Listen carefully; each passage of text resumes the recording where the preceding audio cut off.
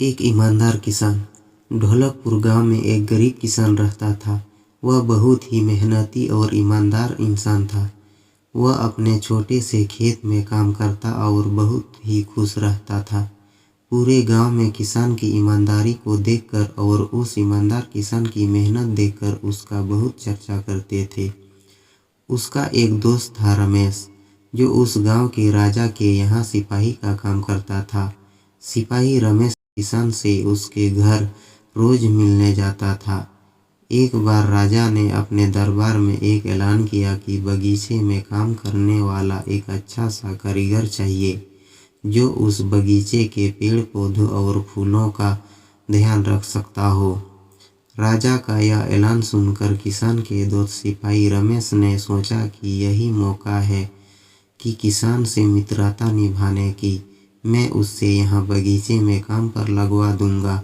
वह मेरा साथ भी रहेगा एवं किसान का भला भी हो जाएगा।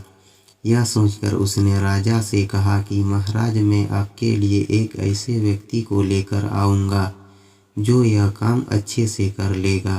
तभी राजा ने उस सिपाही रमेश को आदेश दिया कि जाओ, कल से ही बगीचे में काम करने के लिए कह दो।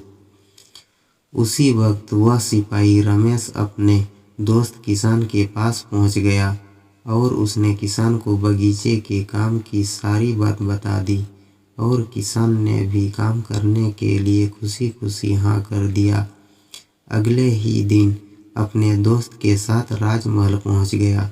सिपाही रमेश ने उससे राजा के सामने लेकर गया और राजा ने उस किसान को बगीचे की पूरी देखभाल का काम सौंप दिया।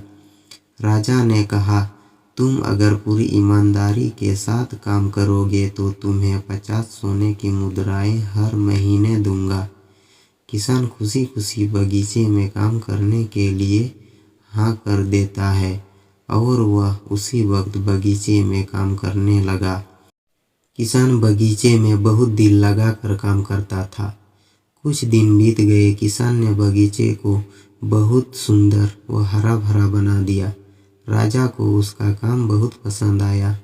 एक दिन किसान बगीचे में कुछ खुदाई कर रहा था तो उसने जमीन के नीचे कुछ महसूस किया और उसने खुदाई की तो देखा वहाँ नीचे एक बड़ी सी संदूक थी। किसान ने वह संदूक बाहर निकाला और खोला तो क्या देखा, वह सोने और चांदी से भरी हुई थी। यह देखकर किसान बहुत खुश हुआ और अपनी ईमानदारी दिखाते हुए राजा के पास पहुंच गया। राजा किसान की ईमानदारी देखकर बहुत खुश हुआ और उसके साथ वहां गया जहां किसान ने खजाना निकाला था।